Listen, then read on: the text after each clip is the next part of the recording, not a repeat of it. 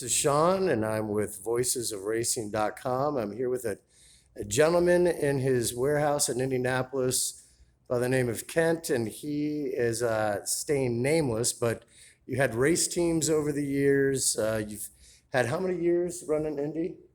I ran in 88 through 92, helped teams in 93 and 4, and then got back in 2006 and 7 to help fill the field. Had 2 cars in 6, 1 car in 7. Got it.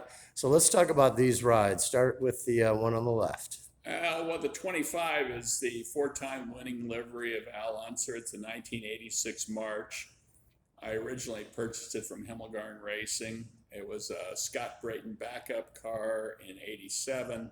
In 86, I think Gilles Villeneuve ran it at the Speedway, but it's one of the few uncrashed or unhit cars still around in 86 in this condition. I ran it with a Cosworth power plant and a whole set turbo, and I was able to purchase parts from Penske because he ran it in kind of a modified format. So we had changed the log on the engine and done a lot of different things that Penske did when he actually ran the cars in 86. So I ran it in 88 and ended up qualifying the 5th row and finishing 8th with Phil Kruger as the driver. And then I returned the car back to 4-time winning livery. I ran it one more year after 88 with John Paul Jr. as the driver. We were qualified, and I didn't have, my crew was not experienced. We had race gearing in it instead of qualifying gearing, so it made us a bit vulnerable. So the last minute of the last day of qualifying, we got bumped out by AJ Foyt, who had Davy Jones in a car. And a lot of it had to do with boost because you had to turn your pop-off valve into USAC, and they would set your boost at 45 inches for a Cosworth. Foyt maybe got a little hometown loving and maybe had a little extra boost than we did. All right, and then the one on the right. One on the right, that is serial number 1. It's an 87 Lola, which is the best Lola that they produced. It was Mario Andretti's car. I bought it as it came off the track from Carl Haas. And then we could not get a Chevy power plant, so we ended up putting a Buick. We converted over to a Buick motor, which got 55 inches of boost, and it was an amazing motor. It did not live long, but it was very fast. Scott Brayton sat on the pole with the Buick, and we ran it. We got in the race. We had the car completely rebuilt, but the gearbox guy at the time rebuilt the gearbox and forgot to put fluid in it, which none of us realized, unfortunately, until we got in the race. And we lost top gear, and then Stan radioed in. And eventually the entire gear cluster inertially welded together, so we pulled the car out. Well, at least nobody got hurt. This is, tell me the backstory of this piece. That's Stan Fox. Stan ran, he was a great driver. In fact, we lost an engine in the morning of qualifying in practice. We lost an engine. And we literally had, with an inexperienced crew, had to thrash a brand new Buick into the car.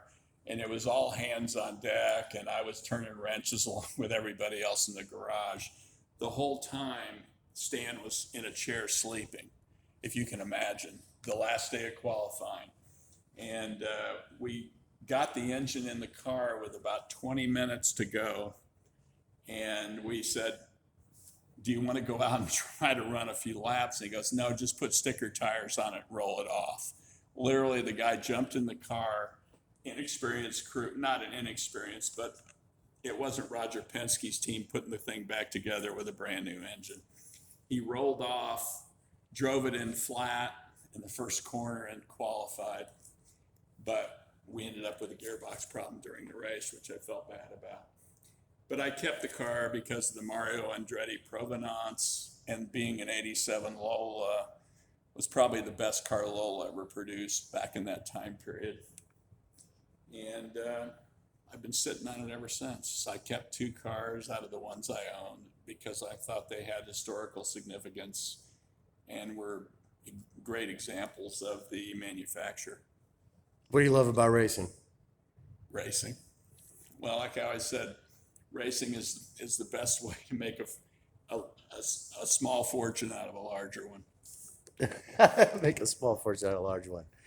Well, Kent, I appreciate your time here with these beautiful cars. They've got a lot of history, and I know you do too within the industry. And you've helped out a lot of people get on the track. And I think that these are beautiful examples of what happened. And honoring Stan. Obviously, he passed away.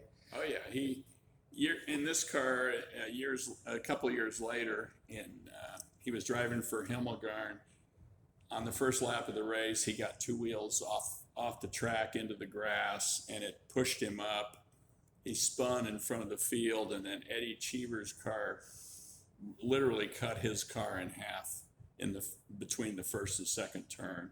He suffered a head injury and was really never the same. But he was in New Zealand driving a rental car, and he was in New Zealand. They drive on the other side of the road. Unfortunately, with his head injury, he didn't realize it and hit somebody head on, and it killed him. Wow. That's a sad way to go, but to honor a good man, and obviously he was there for you and times of racing. And Stanley was he was an ice man, much like Scott Dixon. Serious racing skills and a good guy. Okay. All right. Well, I'm going to close this one out. And Kent, thanks for your time. Thank you.